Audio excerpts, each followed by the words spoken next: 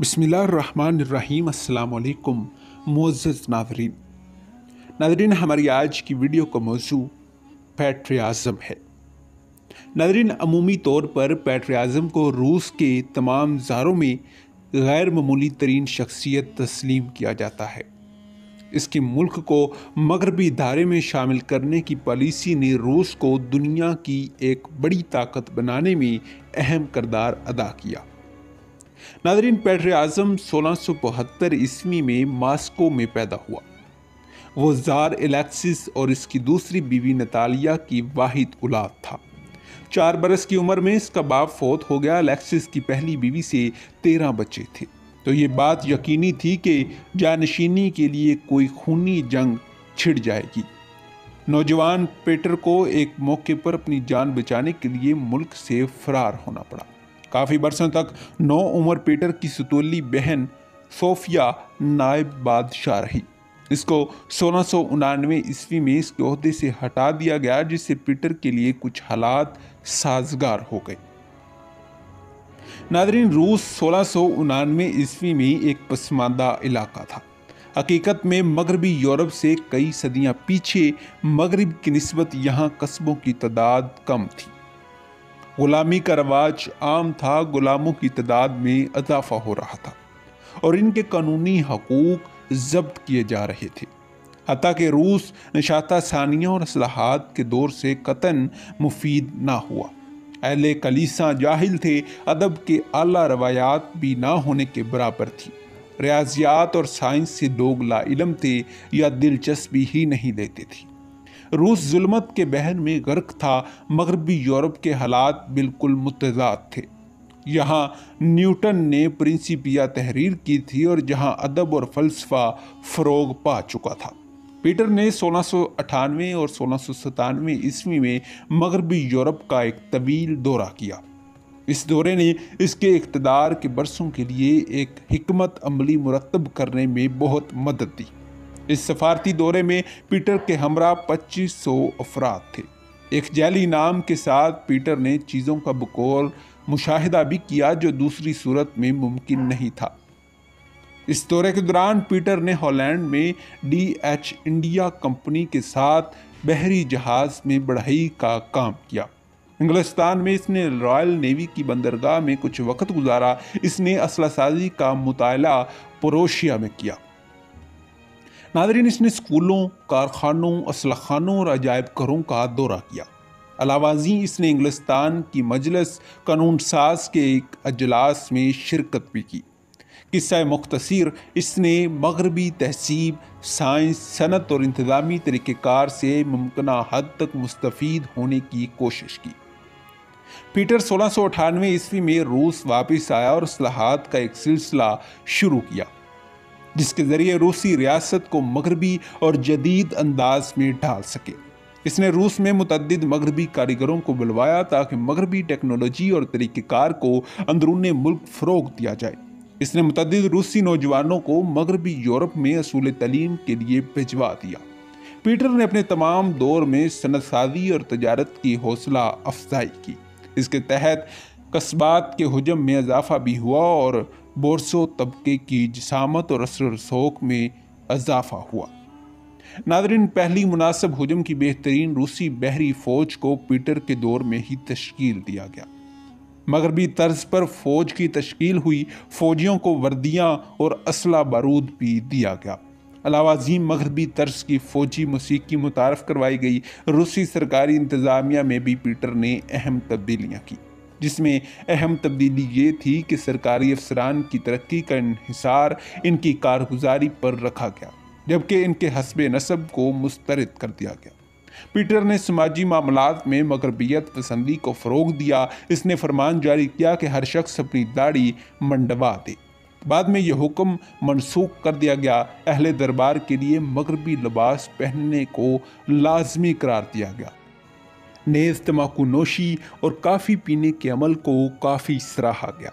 नाज़रीन, इसकी इन तजावीज़ को काफ़ी मुखालफत का सामना भी करना पड़ा, मगर इसकी इन पॉलिसियों के असरात बहुत गहरे थे, क्योंकि तमाम रूसी अशराफिया ने बिलाखिर मगरबी तहसीब और तर्ज माशरत को अपना ही लिया। یہ حیرانگی کی بات نہیں ہے کہ پیٹر روسی کیتھولک کلیسا کو کیانوسی اور ایک مزاحمتی طاقت سمجھتا تھا، لیکن اس نے کلیسا کی تشکیل نو کی اور ایک بڑے حصے پر اپنی گرفت بھی مضبوط کی۔ روس میں پیٹر نے سیکولر مکاتب فکر کے فروغ کے لیے بھی اقدامات کیے اور سائنس کے فروغ کے لیے بھی کام کیا۔ اس نے جولین کیلنڈر متعارف کروایا اور روسی حروف تہجی کو بہتر بنوایا۔ ناظرین، پیٹر کے دور اقتدار میں ہی روس کا اولین اخبار بھی جاری ہوا۔ پیٹر نے ان تمام اندرون ملک اصلاحات کے علاوہ خاص طور پر خارجہ پالیسی بھی تشکیل دی، جس کے گہرے اثرات مستقبل میں ظاہر ہوئے۔ اس کے تحت روس نے جنوب میں ترکی اور شمال میں سویڈن کے ساتھ جنگ بھی لڑی۔ ابتدا میں اسے ترکی کے خلاف کامیابی حاصل ہوئی اور 1696 عیسوی میں اس نے ازوف کی بندرگاہ فتح کی اور روس نے آگے بلیک سی کی طرف پیش قدمی کی۔ بعد ازاں ترکی کا پلہ بھاری ہو گیا اور 1711 عیسوی میں پیٹر ازوف کی بندرگاہ ترکی کو واپس لوٹانے پر مجبور ہو گیا۔ ناظرین، اس موضوع پر مزید بات کرنے سے پہلے اگر آپ ہمارے چینل پر نئے ہیں تو برائے مہربانی ہمارے چینل کو سبسکرائب کر لیجئے تاکہ ہسٹری کے ریلیٹڈ اور بالعموم منفرد معلومات پر بننے والی نئی ویڈیوز بر وقت آپ تک پہنچتی رہیں۔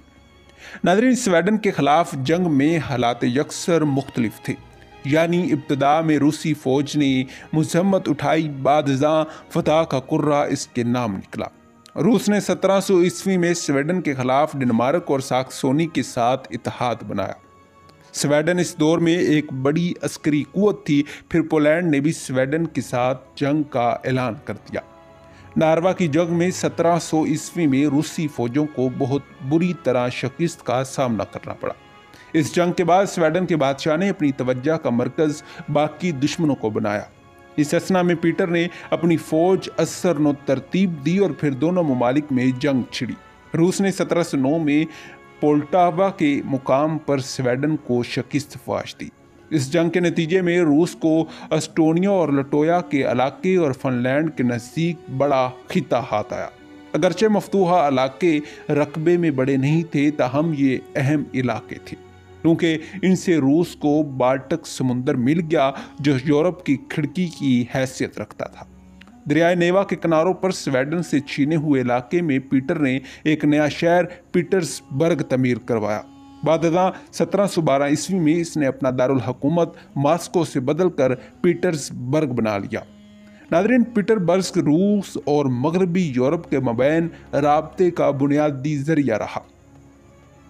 پیٹر کی متعدد درون خانہ پالیسیوں اور خارجی جنگوں پر بہت لاگت آئی، جو قدرتی طور پر محصولات کے مزید اضافے پر منتج ہوئی۔ زیادہ ٹیکسز اور دیگر اصلاحات سے روسیوں کو شدید غصہ آیا۔ پیٹر کے خلاف کئی یورشوں نے سر اٹھایا جن کو اس نے بے دردی سے کچل دیا، تاہم اس کے حریفوں کی تعداد اس کے دور میں کم نہ تھی۔